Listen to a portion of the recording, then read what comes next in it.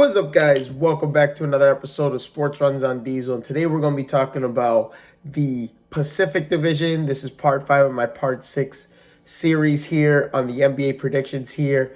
And we're going to get right into it. We're going to start off with the Golden State Warriors. Last year they went 57-25. We know about them losing Kevin Durant.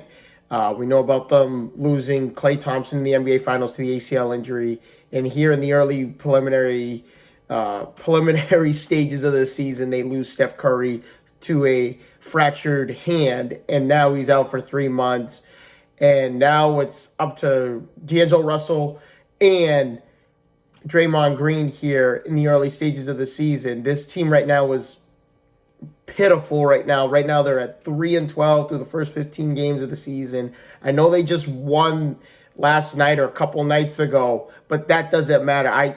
To be a team that goes from winning 5 to going to the NBA Finals 5 straight years to now being a team that is now projected to not even make the playoffs according to my predictions right now.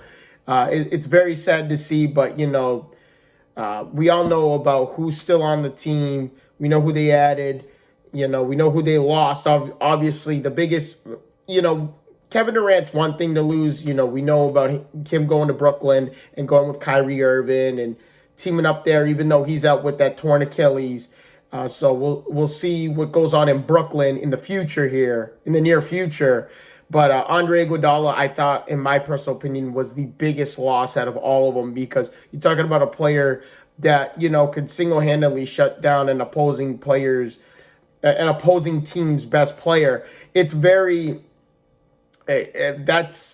It's unfortunate to see them lose Andre Iguodala. They did lose Quinn Cook. They lost Boogie Cousins, of course, to division rival. You guessed it, the Los Angeles Lakers, who have Anthony Davis, LeBron James, and a whole bunch of other crazy talent on that team. But they did lose Jordan Bell. Sean Livingston retired.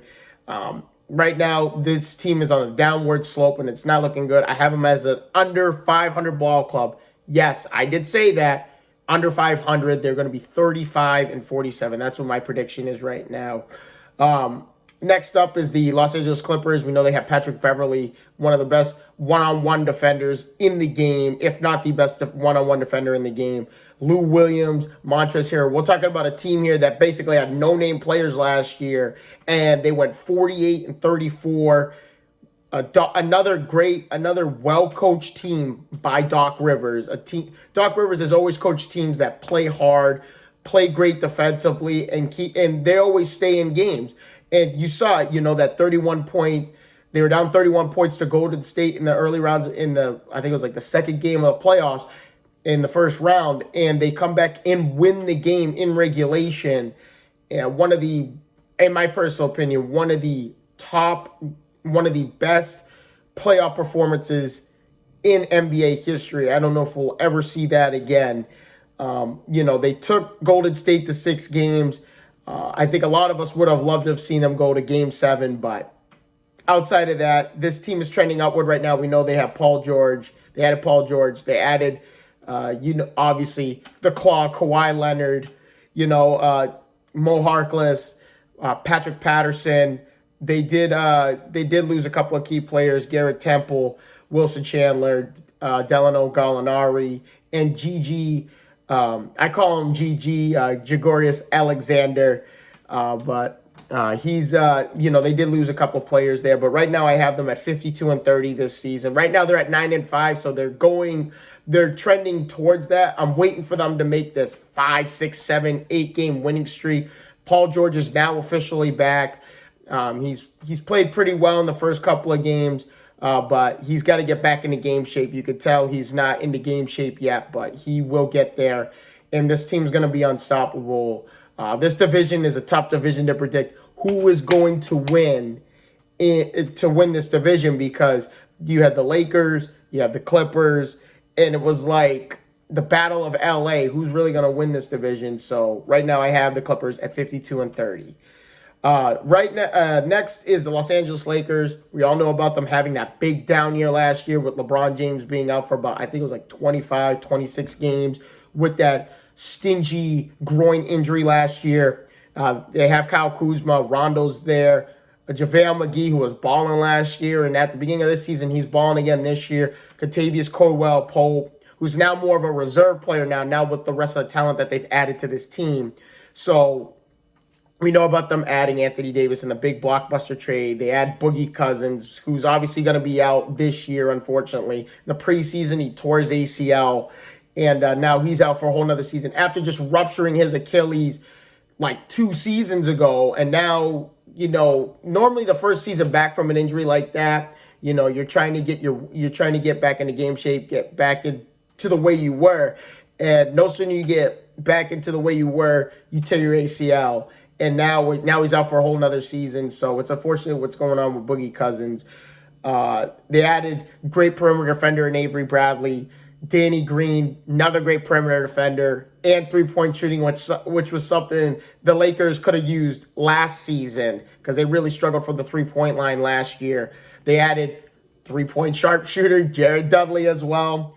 Dwight Howard coming back in his second stint here with the LA Lakers, and he's ready to accept his role, is what he has said to the media, and it looks like he's accepting that role. Him and JaVale McGee the other night combined for 35 points, 18 rebounds, like 6 assists, and like 6 blocks.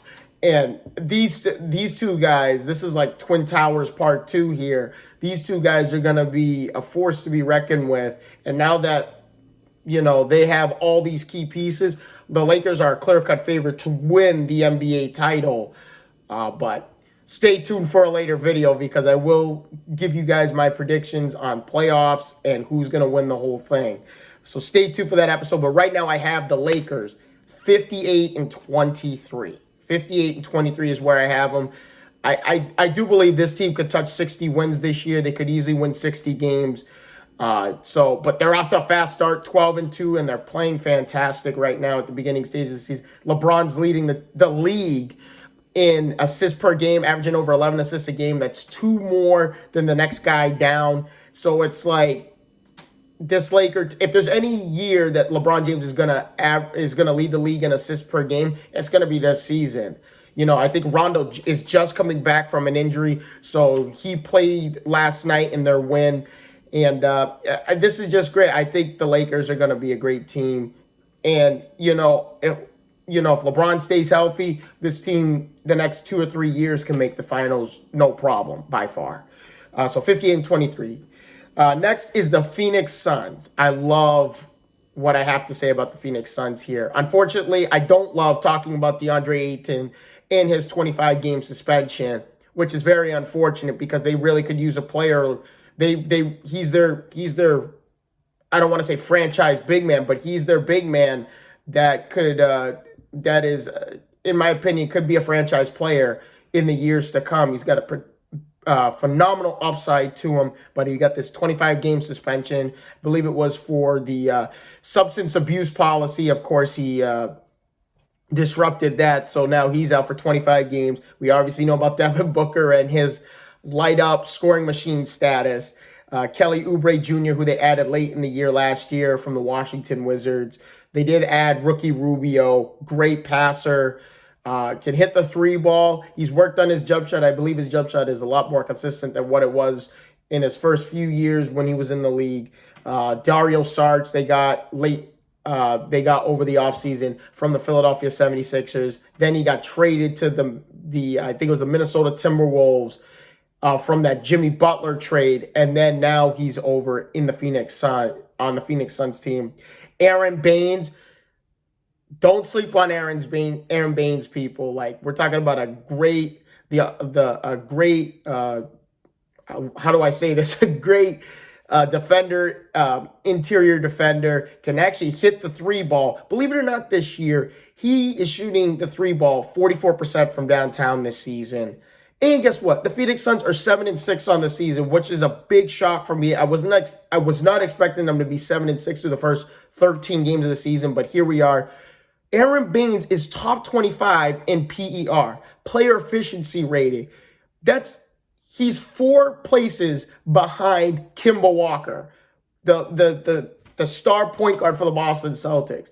Aaron Baines is averaging 14 points a game, 5 rebounds, 3 assists. He's even averaging a little over a block a game. He's putting up I mean, he's having a great start to the season here, and Phoenix is just playing phenomenal right now. Believe it or not, this is my bold prediction of the year. I have them at 40-42 this year. I have them around the 500 ball club. I think once DeAndre Ayton comes back, Aaron Baines' numbers will go down a little bit. His minutes will go down because now DeAndre Ayton will come back. But there's still 12 games before DeAndre Ayton comes back. So Aaron Baines, just light it up, my friend. Light it up, because this guy has been unreal to start the season, and I believe he's going to keep being the player that they want him to be. And, he's just playing phenomenal. But moving on from that, I'm not even going to get to who Phoenix lost, because everything that Phoenix is doing to start this season is outweighed who they've lost. TJ Warren, Josh Jackson, Bender, and Holmes. I could care less who they lost. Right now, they're playing phenomenal basketball, and they're at 7-6. But like I said, 40-42 is where I have the Phoenix Suns. And last but not least, the Sacramento Kings, Sacktown, a team that caught everyone off guard last year, going 39-43. A team that we're talking 5-6 wins away from possibly being in the playoffs last year. We know about Bogdanovich, De'Aaron Fox, Buddy Hield, who potentially could be an all-star this year. Harrison Barnes, I think the unquestioned leader of this team, Harrison Barnes, and they have Marvin Bagley III. They did add a great veteran in Trevor Ariza, Corey Joseph from who played for the Toronto Raptors and has moved around a little bit. And then they have a new coach in Luke Walton, the former Laker coach. They did lose Willie Cauley-Stein. I was hoping they would hold on to him. He's a great defender interior-wise. And then they did lose Frank Mason. And you know what? Forget who else they lost. My big thing is I have them around the same exact record, 40-42. I have them right around that same thing. Don't care about who they've added in terms of draft picks. And that's the same thing with the rest of these teams here in this division. I've cared less about who they've added in terms of draft picks. I believe some of these players could be great players down the road. But right now, I'm just telling you right now, from what I've seen out of this division, I mean, the Lakers I think, eventually are going to win this division, be the number 1 seed in the Western Conference. It's just phenomenal. I keep saying phenomenal. It's amazing to see what is going on here early in the season here, and watching Phoenix just, they potentially could be a better than 500 ball club the way they're playing. But once they get DeAndre Ayton back, I think they'll be an even better team. But Sacramento, 40-42, like I said, is where I have them. Once again, I want to thank you guys so much for your time. Please leave a like and subscribe. Please comment on what you guys think of these predictions here. Stay tuned for part 6 on the Southwest Division with Houston and Dallas and San Antonio. Please stay tuned for that video coming up. Thank you guys so much for your time, and I will see you guys in the next one. Deuces.